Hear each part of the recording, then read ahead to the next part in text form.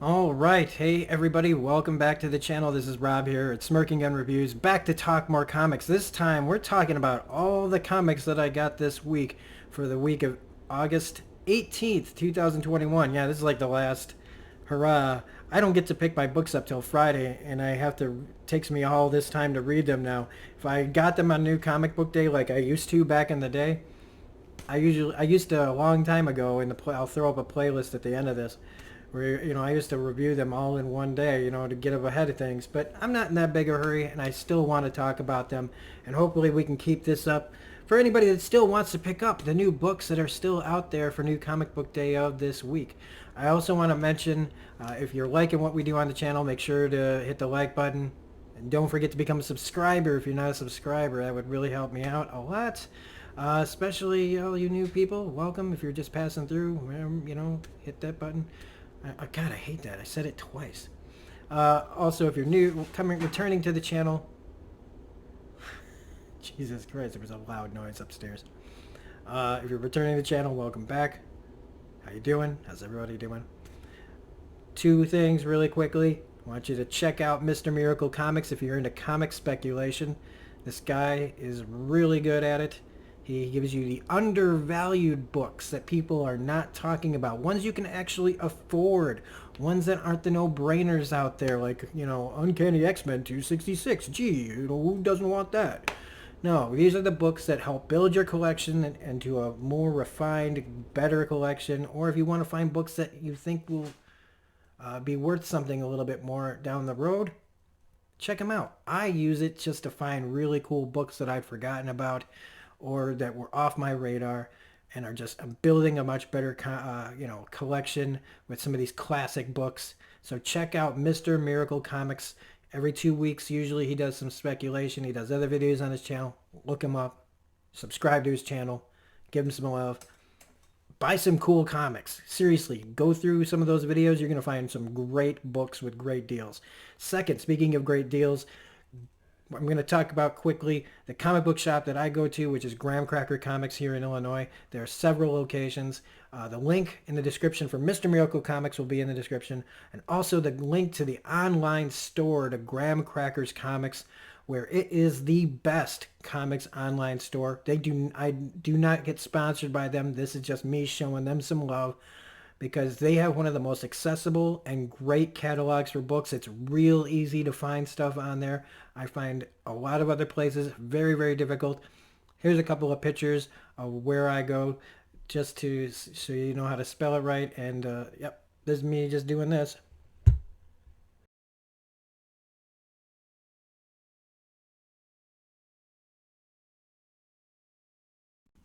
Those are just a couple of pictures. One's from the store that I go to in DeKalb. So anyway, check out Graham Cracker Comics online. Links in the description below. Let's start talking comics for this week. So these are all in alphabetical order. These are just the books that I read this week. I do not read everything out there like some do. I'm not doing like top 10s or anything like that. This is just what I read, whether or not I think you would like it or not, or if you should read it or recommend it. And we're starting with letter B, with Beyond the Breach. Number 2. This book I did not know anything about. This is from Aftershock Comics. It's written by Ed Brisson, who's been doing a lot of work over at Marvel, and drawn by Damian Cucchiaro. And I've never read anything from Aftershock Comics before, but I'm really enjoying this story. Comics Elite is the channel that I first heard about this. They do a lot of good Maz and Skips and Best of the Weeks, because they have their own comic business. So I kind of trust some of their opinion, and I read the first issue. I was really, really satisfied. The second issue is just as fun and weird and expanding on this world, where our main character finds herself on a road and all of a sudden the world changes and there's these monsters everywhere coming from all directions, and her life is in severe danger.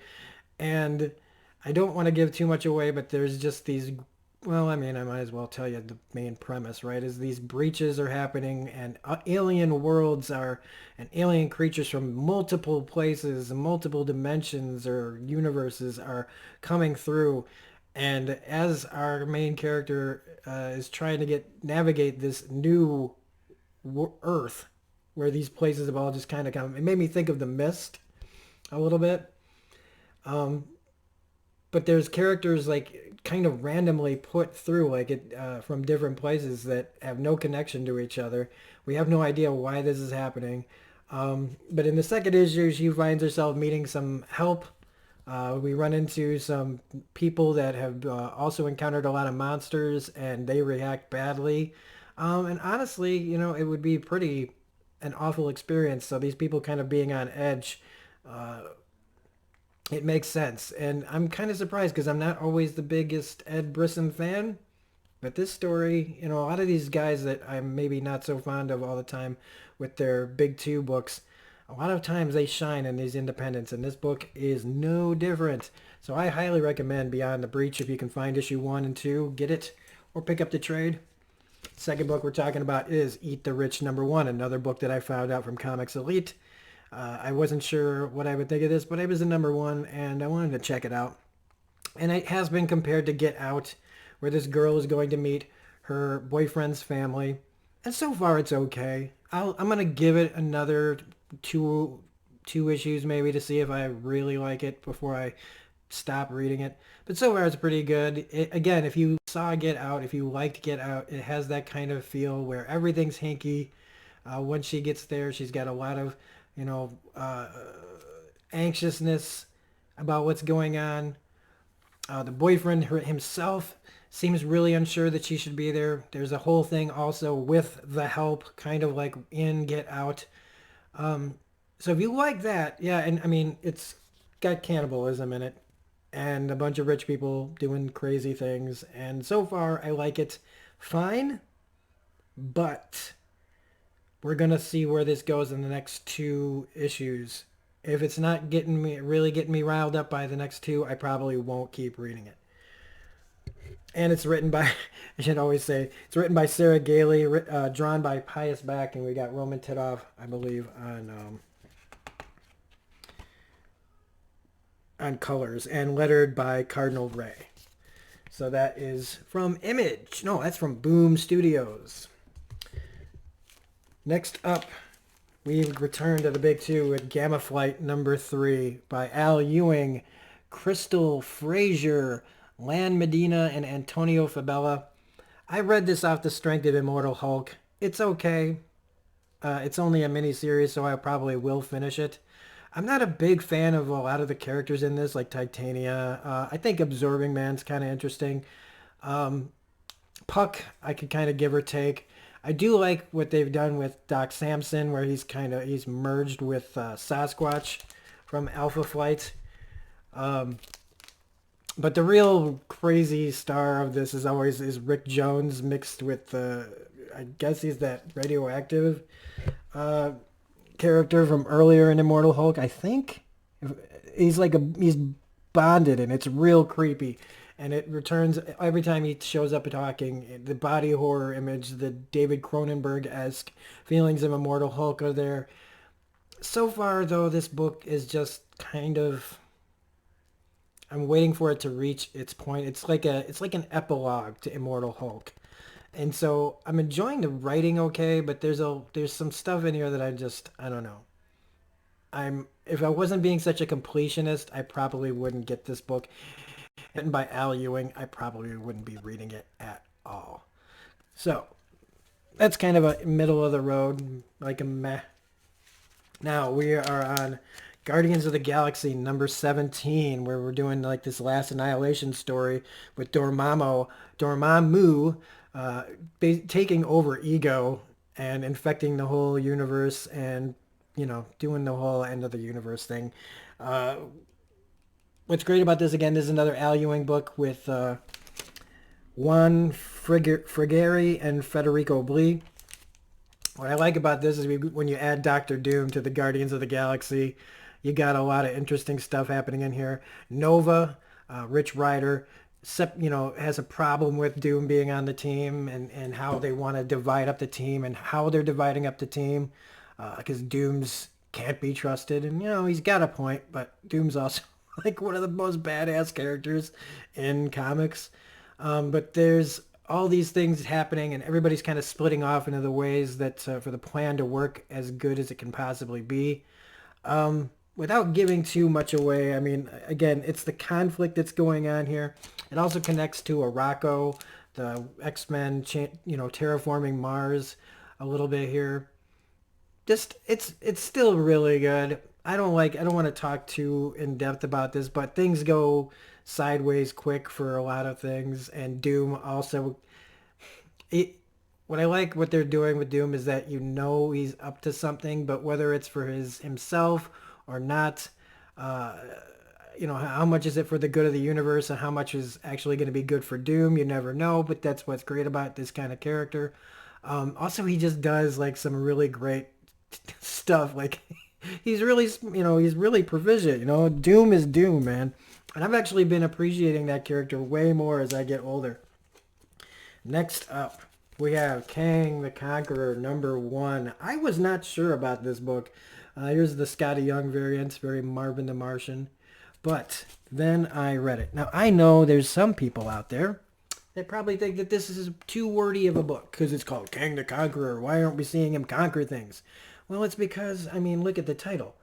Only myself left to conquer. This is where future Kang goes back to his younger self to teach him the ways of being a good, the proper Kang, the one that's successful, the one that, can really get things done.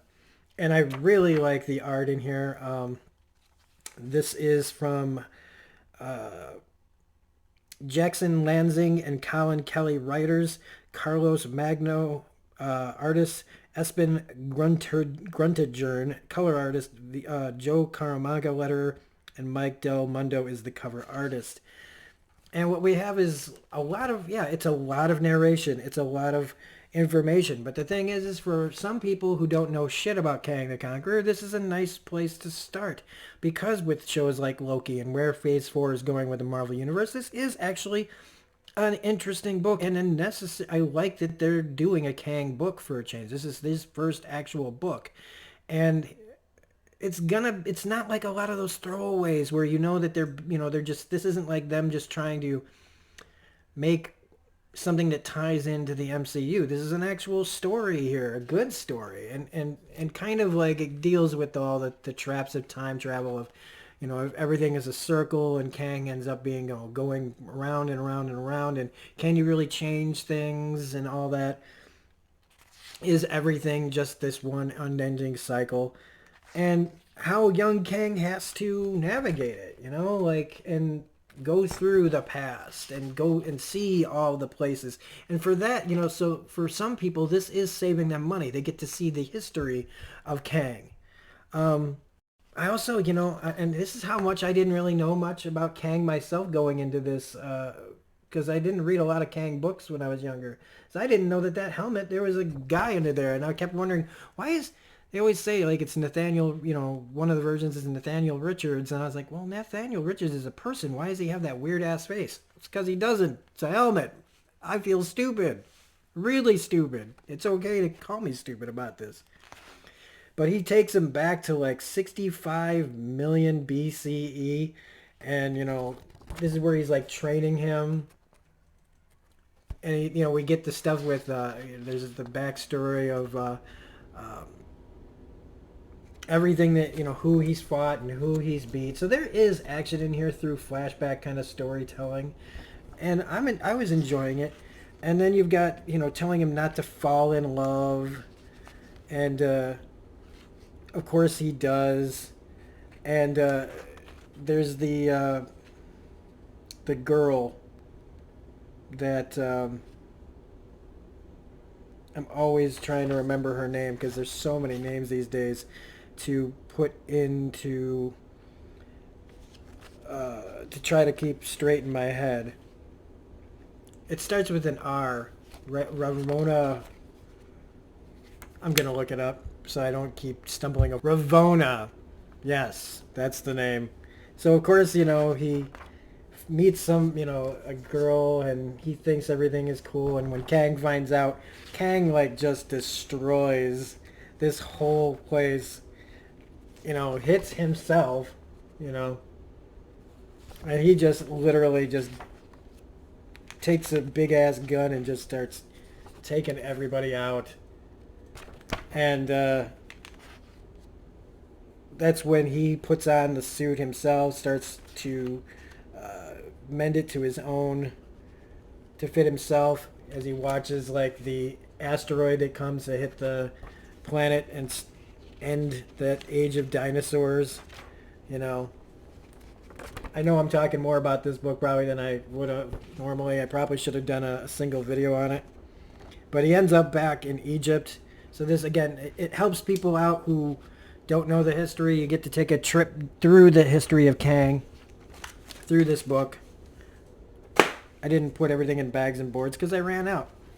Next up is Marjorie Finnegan, Temporal Criminal, number 4 of 8, by Garth Ennis, Goran Sudzuka, Miroslav Merva.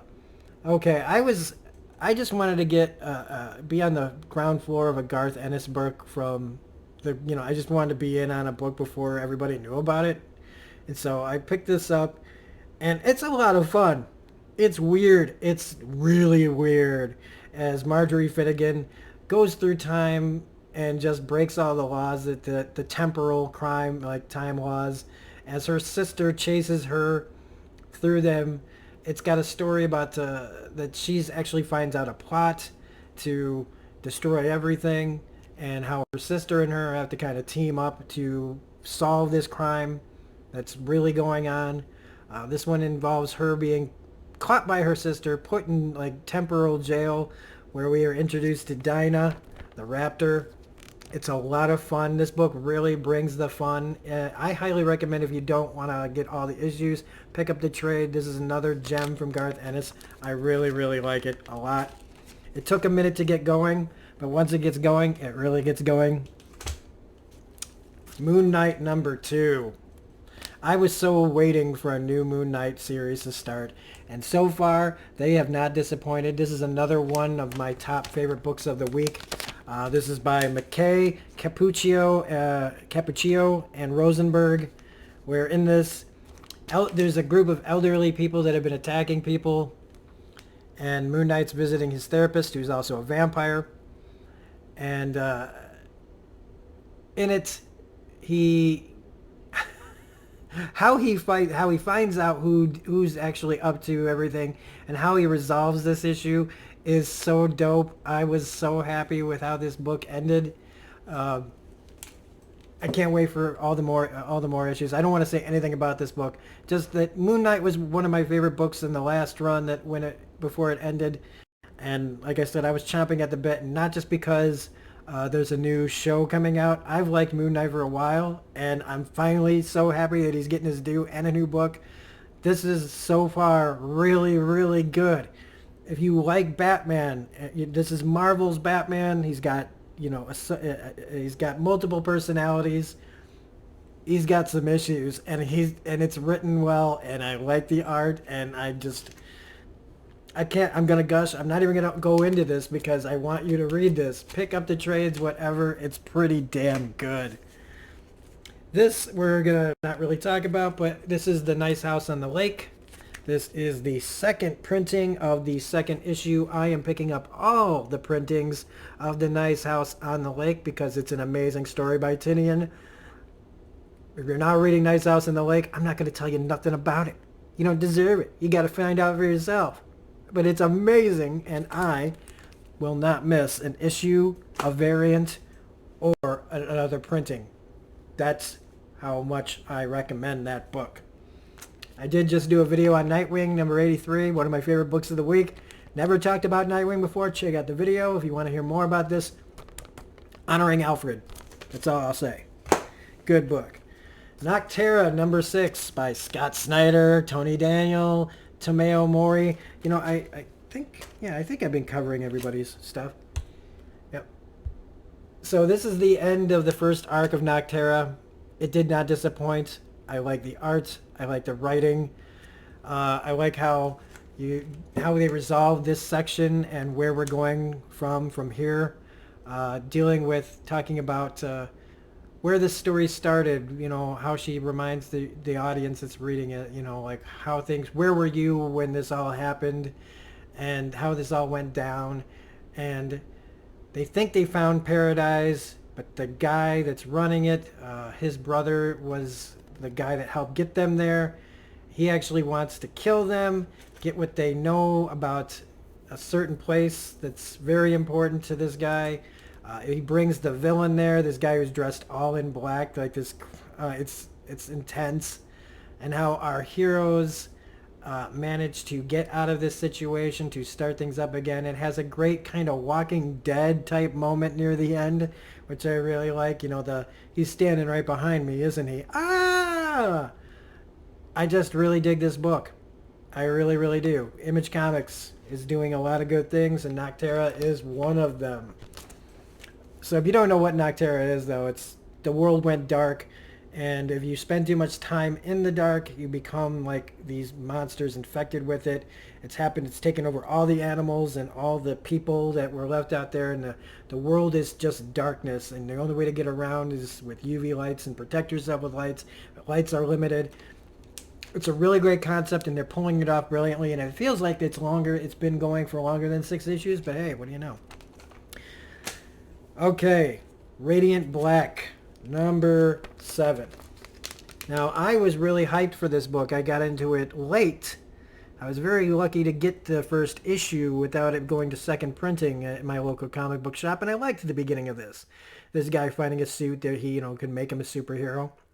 But then as we go along, it has become, like everybody's saying, like a group of people with black, red, pink, yellow, blue, green clovers, yellow moons. It's an adult version of Power Rangers, but without Zords so far. And here's the thing. I still really like it. It's written by Kyle Higgins. You got art by Marcello Costa with Natalie Marquez and Becca Carey. I'm still enjoying it. This is like Power Rangers if you fucking hate Power Rangers. And I fucking hate Power Rangers. So far I'm liking this, but if it turns a little too that way, if the writing starts to suffer, because so far I still like it, I hope it can maintain my interest. It's on the cusp. Serial number 6 by Terry Moore. Okay, so this one is definitely not for everyone. This is about serial killers. It's very graphic. It's very serious. It's very emotional. And in this, we've got this young girl who's a killer, and you've got another person who's a killer, and one is now hunting the other one. If you like Terry Moore work, you'd probably like this a lot. But again, this is pretty dark subject matter and not something I usually read.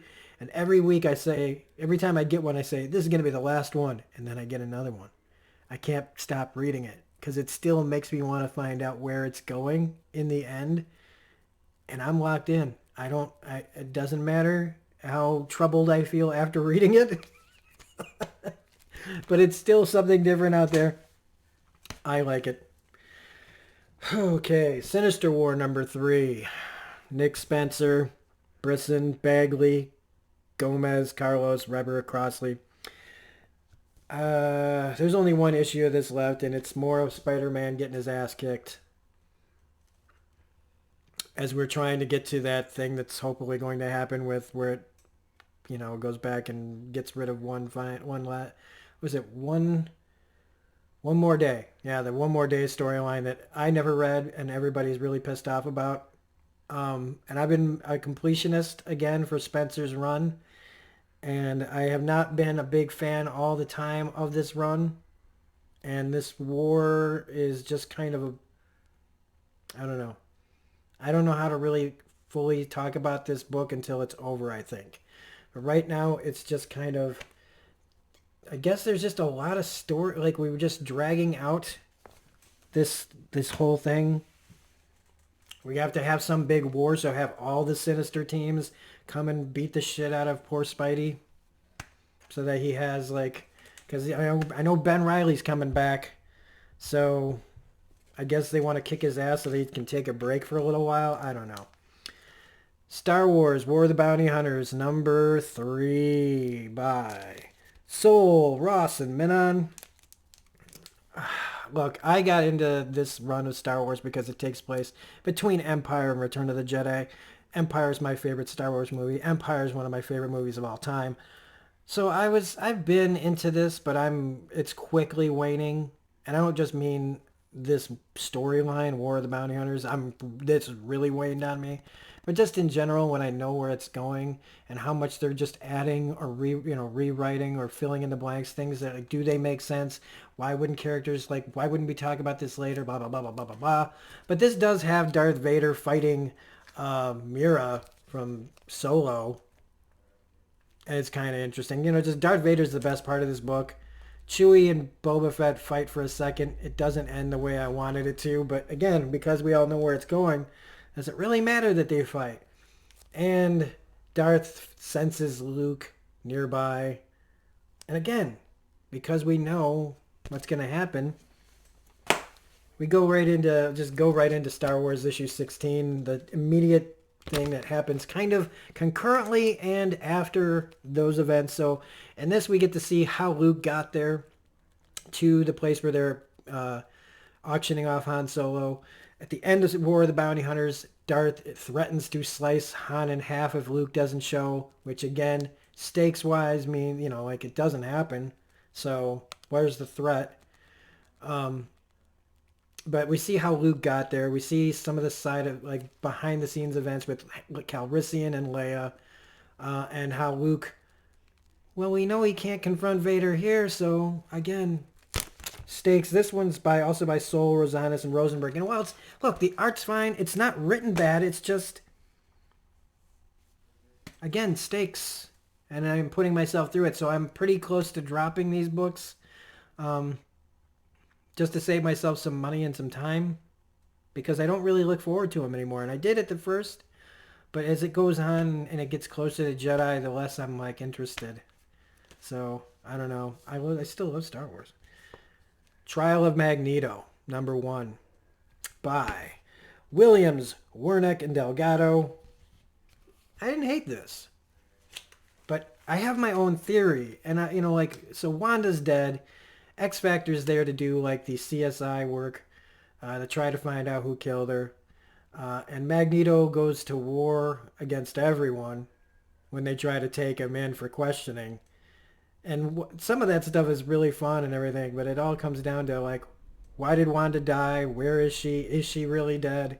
And they bring up the resurrection protocols, which I thought, I was chomping at the bit kind of to read this, because my theory was, and I'm still going to just say that it's not out of the realm of impossibility that just Magneto's putting on a hell of a show. Because they said that there are backups of Wanda and Pietro. And my idea was, Magneto at the end of X Factor, in X Factor number 10, I believe it was, he said, he wanted to, like, do right by her, right? So my idea was, what if he killed her so that she could come back, whole? But, I think that I'm reaching a little bit now after reading this, but I still feel like that's where they're still headed. But they decide not to resurrect her. And is that, like, going against Magneto's plan that he had, like, oh, I'll just do this and she'll come back. And when it doesn't go his way, he fucking goes off. And he does go off. And it takes Pietro to kind of stop it. But it's still going, and I didn't hate this. I did not hate this. I actually liked this quite a bit. We got a lot of interesting things going on here. So, this is just Walking Dead Deluxe number 21. I've been reading and buying all of these. This is where they're in the prison. You can tell what's about to happen to this poor son of a bitch. Robert Kirkman, Charlie Adler, the color version of these stories, Look, if you like it, you like it. This has also got, where Michonne gives Tyrese a blowjob. So, that's got that going for it. But It's still, you know, it's the same book, just, you know, living color. I like it. And it's cheap, you know, so you can, if you didn't get the books the first time around, there you go. All right, last but not least, Way of X. We've got the variant as well here. Both cover this cover, man, this fucking cover, I really like. So this apparently is over, and I'm bummed because they're just doing a new thing where it's Onslaught. Yeah, spoilers if you haven't been reading this, but Onslaught is back. But some of the things that go down in this book is pretty awesome. Where Professor X is trying to get through to Legion, while Legion is communicating with Kurt, who's dealing with new character Lost, and Fabian Cortez, everybody's favorite douchebag. And he's trying to figure out how Onslaught's getting in like the psychic world. And there are a couple of really interesting things, because I still like that Legion's got the Zorn brothers protecting him and ready to kill him if he goes south. And of course, you know, you have Charles just doing the same thing that Charles always does with Legion. You know, how dare you? And, you know, it's my fault. It's like a conversation they've been having forever. But it's kind of lost, and it's kind of in the background. And it's like almost like they know we've heard this story a million times. Oh, by the way, there's a Spurrier, Quinn, and Tartaglia. Love the art, and I really enjoy the writing. But we get two really cool things from Kurt in this, and another amazing final moment for this character, like in House of X, I believe, number 4, where him and Logan go out with a big old blaze, literally, of glory.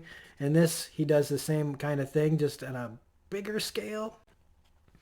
But they won't get along. He's trying to get them to change things, because they're, you know, the whole deal of death not mattering because you can come back, and Kurt trying to convince these two that it does matter. What you do matters, both of them. And he ends up teleporting them like above Mars, above Araco.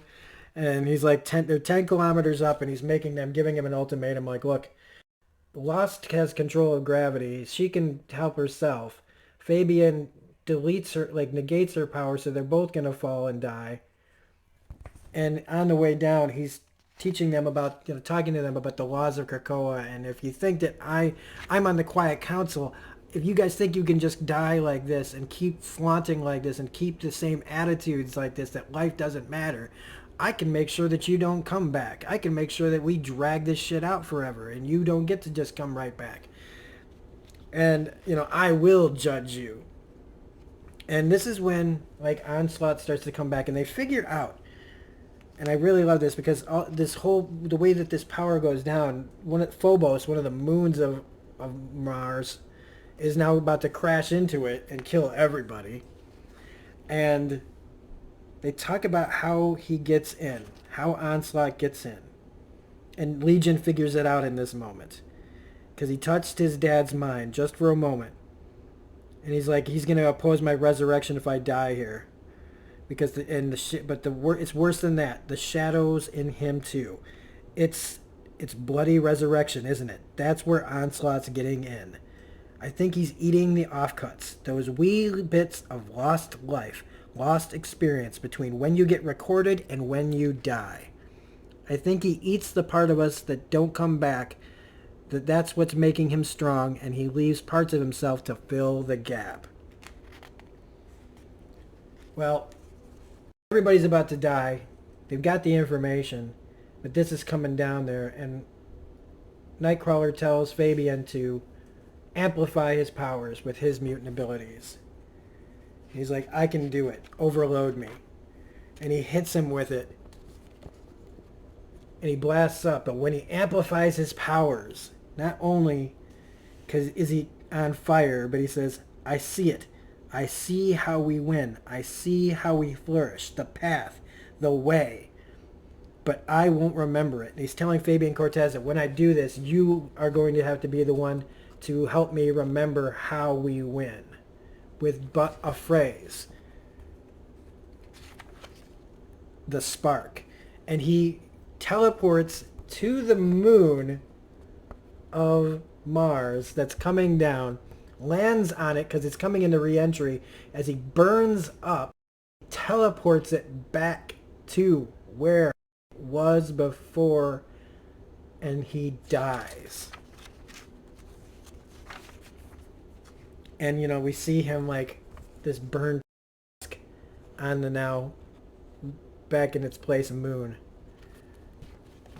Now, Fabian is alive and well, and he says he did it. And we see Charles kind of behind him. Right here. So he's all right. Right? Kurt comes out of the resurrection, and he's like, where's Fabian Cortez? Because he's got, like, I know that there's something that needs to, you know, I need to talk to him. He's the one that has the thing that'll remind everything and how everything will be okay. And Xavier shows him that we think all the effort did something to his brain. It's just like switched off. So somehow, even though he was fine, Fabian's brain's turned off, and the only thing that they say they can do is, you know, resurrect him. But, like, put him out of his misery, resurrect him. But Professor X says we can't keep bringing people like him back. And since Kurt doesn't remember, everything is lost. And to me, this is Professor X / Onslaught in the Professor. We see the shadow over everything. And so how long before they figure things out? How long before Fabian maybe snaps out of it? Or does he at all? So, that's just crazy. I wish the book kept going. So that's the book. That's the books of the week, everybody. Those are my highs and lows of the week. So if you like this review, this recommendation, this overview of this week's comic books that I read, let me know what you guys read this week. Let me know what your highs and lows were. Again, check out those two places, Mr. Miracle Comics and Graham Cracker Comics online, for speculation on one end and buying those comics on the other. If you hated every single thing I said and still watched till the end, we can give you back the last 35-ish minutes back. If you liked it, look away, put on some shades. If you have a sensitivity to light, do not look directly here, as we give these people a better memory. Have a great day, everybody.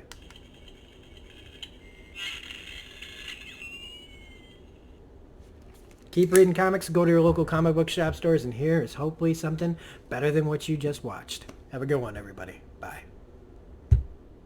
Just gonna out with LaFour's X-Men style. Should I call you Logan, Weapon X? No, Wolverine, snickety, snoring.